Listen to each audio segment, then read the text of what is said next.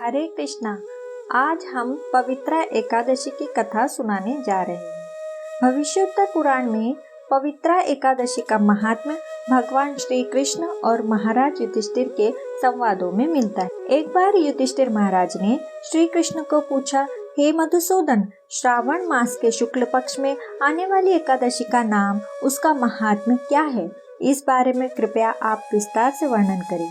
भगवान श्री कृष्ण ने कहा, इस एकादशी का नाम पवित्रा है। जो भी इस व्रत की महिमा को श्रवण करेगा उसे वाजपेयी यज्ञ के फल की प्राप्ति होगी। बहुत वर्ष पहले द्वापर युग के प्रारंभिक काल में महीजित नामक राजा महिष्मतिपुर नामक राज्य पर राज करते थे। अपनी संतान की तरह प्रजा का रक्षण करते थे। एक बार उन्होंने प्रजा को राजसभा में बुलाया और कहा, हे प्रजाजन, मैंने कभी भी किसी भी प्रकार का पाप कर्म नहीं किया, अन्याय से कभी धन ग्रहण नहीं किया, प्रजा पर अन्याय नहीं किया, ब्राह्मणों की अथवा देवताओं की संपत्ति नहीं छीनी। कानून सबके लिए एक समान है। उपयुक्त समय पर गुनाहों के लिए मैंने अपने रिश्तेदारों को भी दंड दिया है। धार्मिक और पवित्र मेरे शत्रु को भी मैंने उपयुक्त आदर और सम्मान भी दिया है। हे ब्राह्मणों, इस धार्मिक मार्ग का आचरण करते हुए भी मुझे पुत्र प्राप्ति नहीं हुई है। कृपया आप इस पर विचार करके मुझे मार्गदर्शित करें।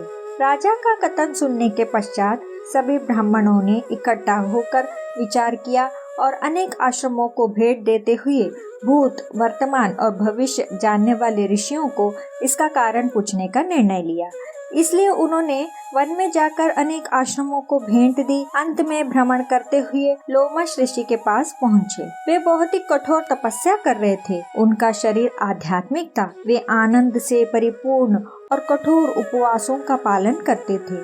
वे आत्म संयमी और सभी शास्त्रों के ज्ञाता थे। उनका आयु ब्रह्मा देव जितना ही है। बहुत ही तेजस्वी और उनके शरीर पर असंख्य केश थे। जब ब्रह्मदेव का एक दिन अर्थात एक कल्प होता तो उनके शरीर का एक केश गिर पड़ता, इसीलिए उन्हें लोमश कहा जाता था। वे त्रिकालज्ञ थे। लोमश ऋषि को देखकर आनंदित हुए राजा के सलाहकारों ने नम्रता पूर्वक कहा, हमारे उत्तम भाग्य से ही आप जैसे महात्मा के दर्शन हुए। लोमश ऋषि ने पूछा, आप सभी कौन हैं? यहाँ आने का प्रयोजन क्या है? मेरी स्तुति करने का कारण क्या है? ब्राह्मणों ने कहा, हमारे ऊपर आई हुई विकट समस्या के निवारण करने के लिए हम यहाँ आए हैं। हे ऋषिवर, हमारे राजा महीजित निपुत्रिक है। उन्होंने संतान की तरह हमें पाला है। राजा का दुख हमसे देखा नहीं जाता, इसलिए कठोर तपस्या करने के लिए हम यहाँ आए हैं। पर हमारे भाग्य से आप जैसे महात्मा की भेंट हुई है। आप जैसे महान व्यक्ति के दर्शन से कार्य सिद्धि होती है। हे द्विजवर, हमारे निसंतान राजा को पुत्र होने के लिए आप हमें कृपया उपाय बताएं। यह सुनते ही लोमश ऋषि ध्यानस्थ हो गए और महीजित राजा के पिछले जन्म का वृत्तांत जानकर कहने लगे। यह राजा पिछले जन्म में वैश्य था। व्यापार के लिए एक गांव से दूसरे गांव भटकता था। एक बार घूमते हुए वह प्यास से व्याकुल हुआ। उस दिन द्वादशी थी। प्यास से व्याकुल घूमते हुए एक तालाब के पास पहुँचे। पानी पीने की इच्छा से वो किनारे पर पहुँचे। इतने में नए बछड़े को जन्म देने के पश्चात गाय बछड़े के साथ आकर पानी पीने लगी। उन्होंने फौरन उसे दूर करके खुद पानी पीने लगे। यह बड़ा पाप उनसे हुआ। इस पाप के कारण उन्हें पुत्र प्राप्ति नहीं हो रही है। यह सुनकर राजा के सलाहकार ब्राह्मणों ने पूछा, किस पुण्य से अथवा व्रत से राजा इस पाप से मुक्त होंगे?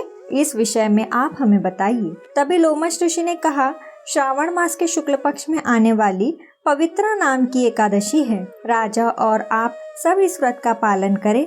उसके पश्चात आप सभी इस व्रत के पालन से मिलने वाला सभी पुण्य राजा को दीजिए। उससे राजा को पुत्र प्राप्ति अवश्य होगी। लोमश ऋषि की यह बात सुनकर सभी प्रसन्न हुए। उनको आनंद पूर्वक प्रणाम किया।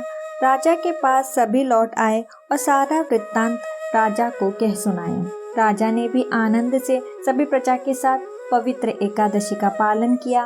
द्वादशी के दिन सभी ने व्रत के प्रभाव से प्राप्त हुआ पुण्य राजा को प्रदान किया। कुछ दिनों पश्चात रानी को गर्भधारण हुई और उसने सुंदर पुत्र को जन्म दिया। हे युधिष्ठिर महाराज, जो कोई भी इस व्रत का पालन करता है वह सभी पापों से मुक्त होकर इस जन्म में और अगले जन्म में सुख की प्राप्ति करता है। जो कोई भी इस व्रत का महात्म्य श्रद्धा पूर्वक सुनेगा अथवा कहेगा, उसे इस जन्म में पुत्र प्राप्ति का सुख मिलता है तथा अगले जन्म में भगवत धाम की प्राप्ति होगी। हरे कृष्णा।